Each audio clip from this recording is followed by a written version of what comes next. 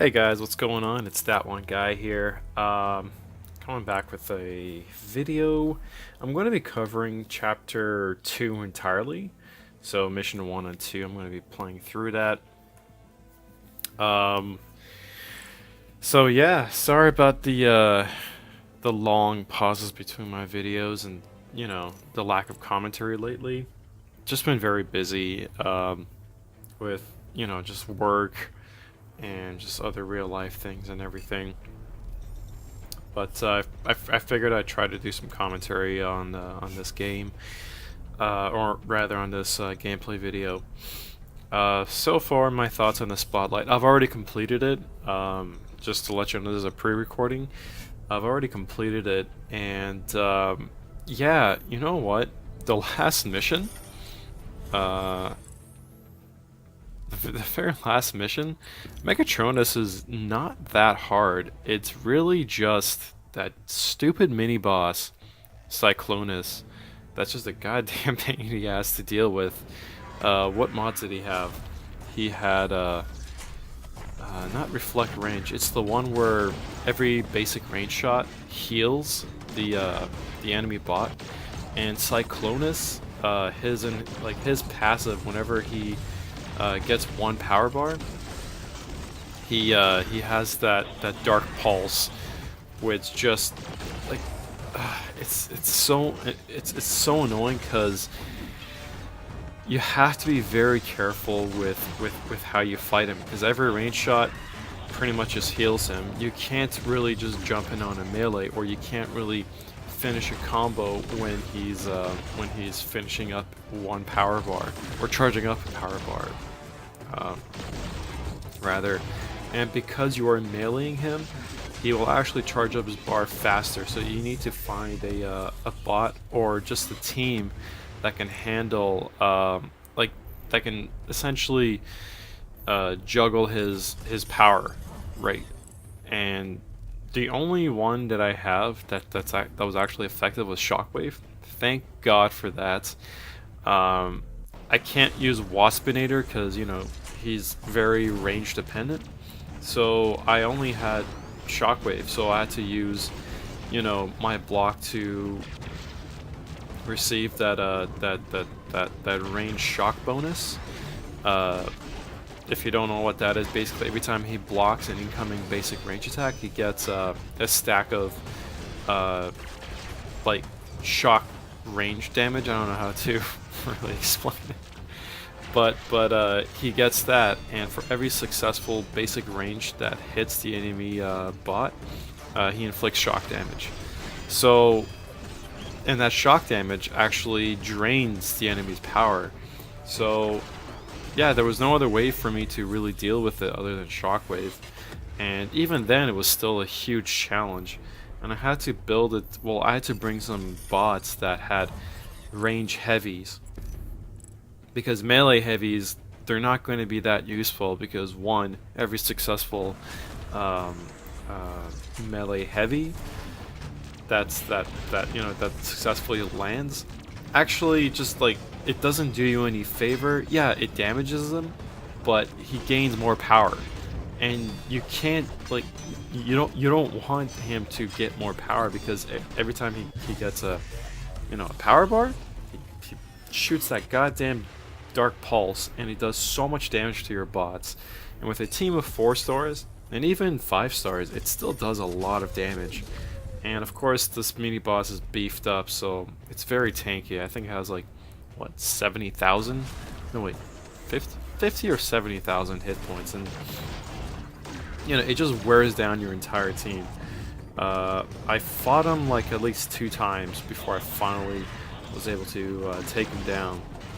But man, the 3rd time was really stressful. My Shockwave was down to like, what, 12 HP or something? I actually wish I recorded that gameplay just so you could see just how annoying it was.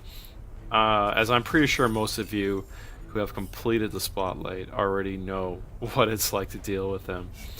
But yeah, what a pain in the ass. I think that was more difficult than the entirety. Well, not the entirety, but like every single boss fight that I had to deal with on this Spotlight. So yeah, I was actually glad I was able to to complete it.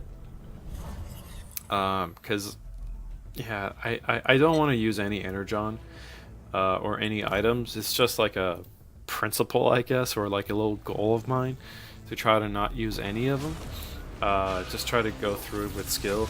I know sometimes my gameplay seems very sloppy, and it is, compared to like Alliance mission.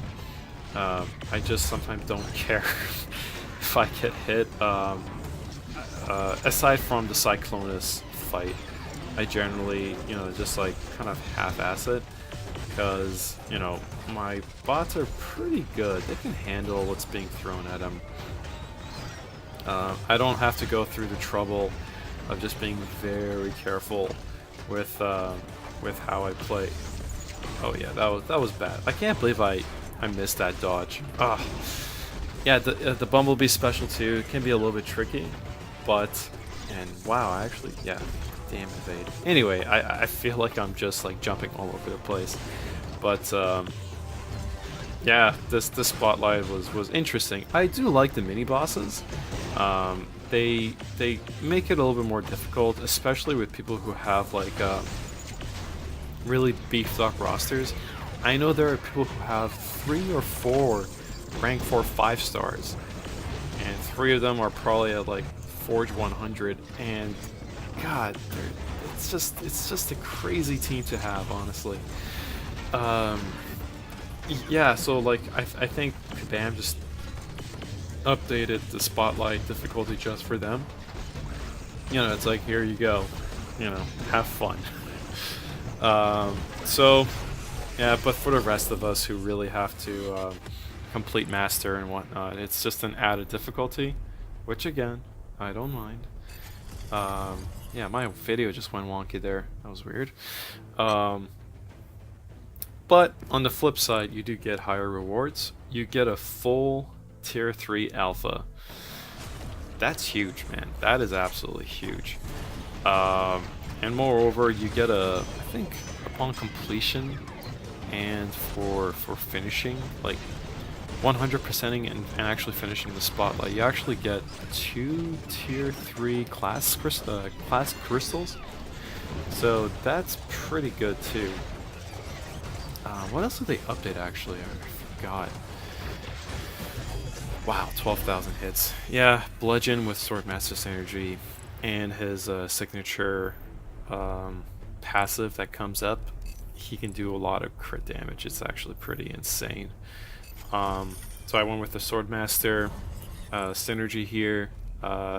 Again, I just half-assed this entire spotlight, mainly because like this Swordmaster Synergy just dominates everything. And I gotta look for, like, looking at this video recording, I think I probably need to look for a new recorder, because I keep seeing a lot of fragmentation of like what's being recorded. It's strange. Yeah, so if anybody knows any good software for Android that records gameplay on the smartphone, just let me know in a comment. I know I don't get that many views, but for whoever that does, just you know, drop a little hint or an advice. I have the Note 9, if you may or may not know. So yeah, because I'm currently using Game Tools to record. No, not Game Tools. Yeah, actually I think, yeah, it is Game Tools. Yeah, I'm using Game Tools to record my gameplay, and the good thing about it is that it allows me to record and hear the playback of what's being of the game internally.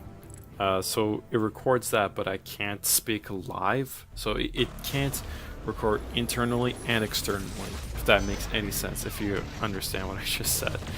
But if anybody has any solution to that, because I would like to have, you know, a good quality video playback, as well as having recording of internal and external audio,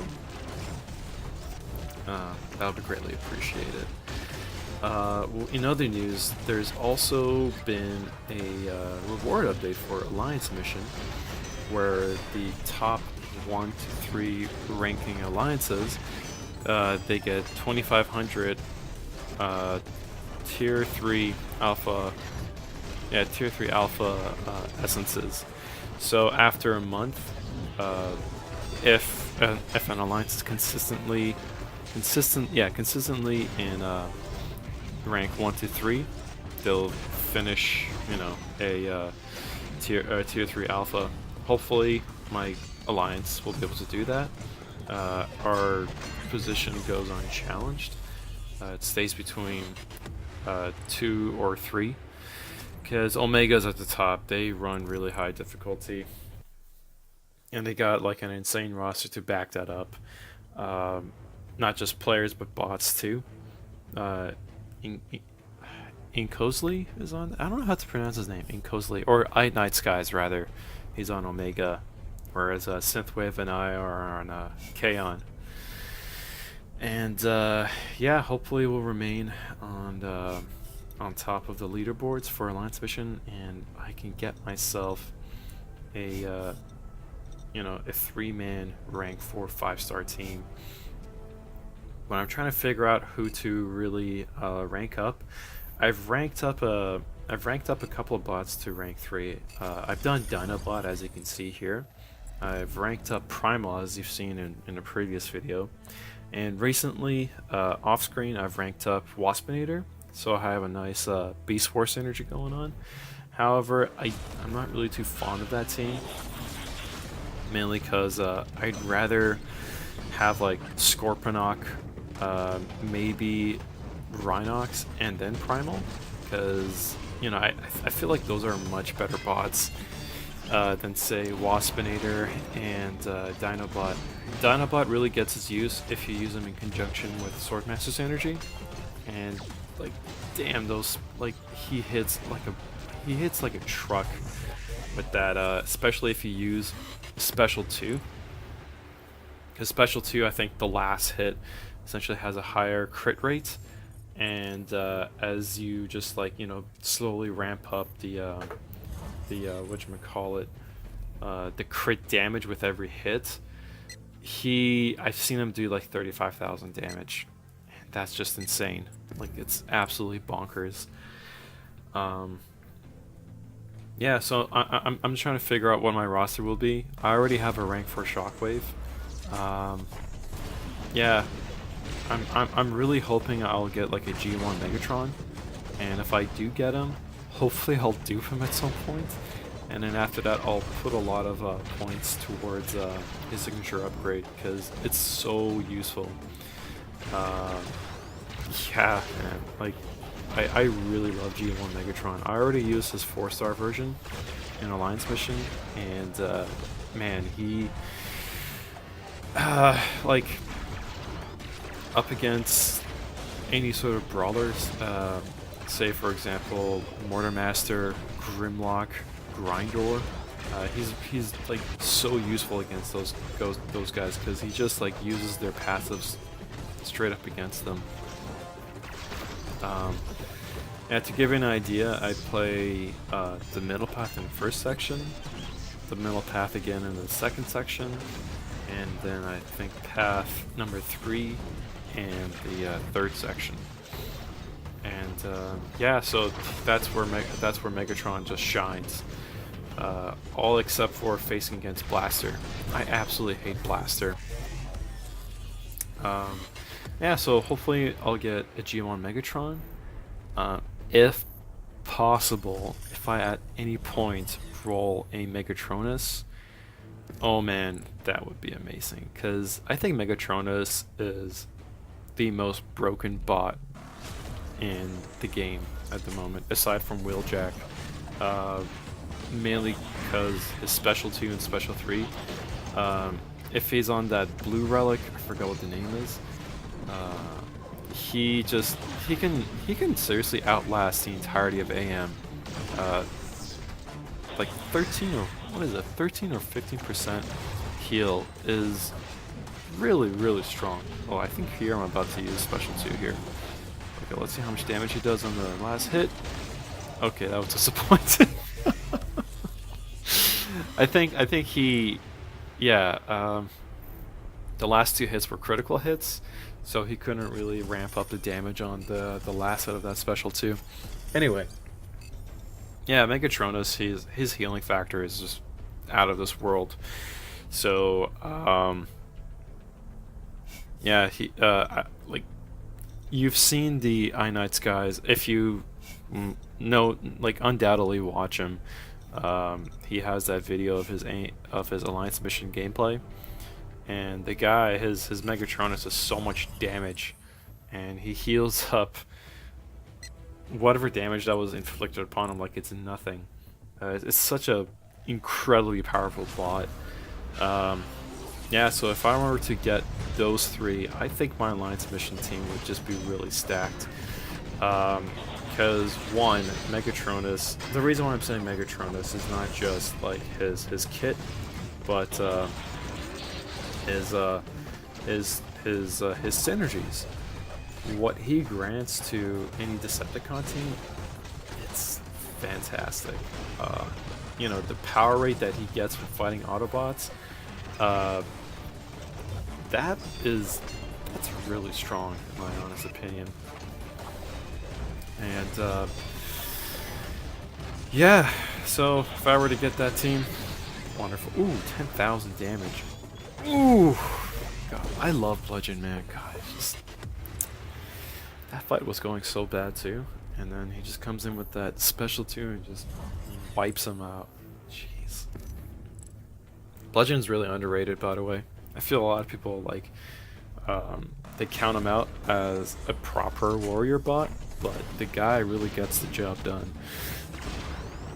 Especially like when he's beefed up with the right synergies and his signature passive. If it's leveled up properly, I think at max he does plus 300 critical hit or critical damage. So yeah, if you guys remember the old map 3 Alliance mission, there was that Bludgeon as a mini boss on the far right side of the map in the first section, and people would really struggle with him because, you know, people would be dodging his hits, and he would get that signature passive, and the guy would just like, if he ever connects a hit, boom, 10,000 hit, like 10,000 damage hit, and you're just like wiped out in like a hit or two, or if you're already like beaten down, you're wiped out in one shot. So yeah, Bludgeon, don't count him out. Wow, I just realized I've been talking for like 18 minutes now. What else can we talk about? Oh yeah, the Bumblebee movie. I'm actually looking forward to it. So I'm in Canada, and that's going to be released on December 21st. I've heard a lot of good reviews on it. People, oh man, Cyclones, sorry, I just gotta watch this. This is painful. Yeah, see, like, I hate Cyclonus, just dealing with him on his own because of that Dark Pulse. That's why I try to use Waspinator, and even here I can't really use him because he has a reflect range. So yeah, I don't know how to, like, I think I lost Waspinator here. I'm not too sure. I think I'm gonna lose him. Hold on, let's. Yeah, I'm definitely gonna be losing him. But I do pop up some good damage though. Ooh, nullified. Anyway, what the hell was I talking? Boom. Yeah, what the hell was? Yeah, so the Bumblebee movie. I'm gonna be watching that this Friday, and I've heard some good things about it. Hopefully, it does not killed myself there.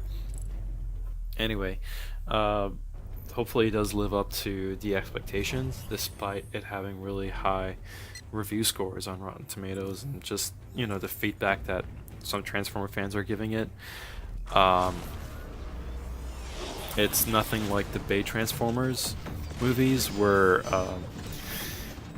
it's just, it doesn't capture the feel of Transformers for the old school fans. I'm not an old school fan. I actually grew up with the Beast Wars era, and I enjoyed that a lot more than the G1 stuff. I took a look at it, and I was like, not for me. And yeah, Bumblebee apparently captures that sort of uh, like the original show's sort of what's the word here? I'm losing words now. I guess essence, if that makes any sense. And yeah, so we'll see how that goes. Oh yeah, Jetfire. Let's talk about him. Jetfire, from what I hear, not that good.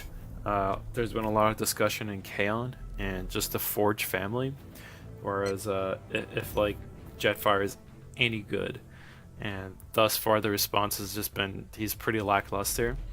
There's a problem with his parry. Basically, like it's not like what MCOC has, where if you parry like if you parry the enemy bot, you don't get a chance to counter it, to counter the enemy bot and like do a combo of your own. Basically, it just pushes back the enemy bot, and that just takes out like the whole point of parry apparently. And his damage is really underwhelming too. But I'm actually impressed with his passive with, oh my god, damn, G1 Megatron just wiped the floor. Yeah, Jesus, this is so sloppy. My roster's like almost half dead. Anyway, yeah, his synergy with Shockwave is actually really impressive because it grants Shockwave the ability to heal, and any healing factor that a bot may have, I immediately think that that bot is good. Why? Because survivability is something that people should really take into account. So like, there is a reason why OG Optimus is considered to be extremely strong, or like as one of the best bots in the game, because of his healing ability with Ratchet if paired up with him. You can coast through essentially, not coast through, but you can, but essentially ROK and ROTK are doable because of that healing factor. So anytime a bot, I almost died there. Anytime a bot has that synergy, it's good. Anyway, guys, yeah, so that's the end of the video. Thank you for watching. I appreciate it, and see you around soon. Cheers, guys. Bye-bye.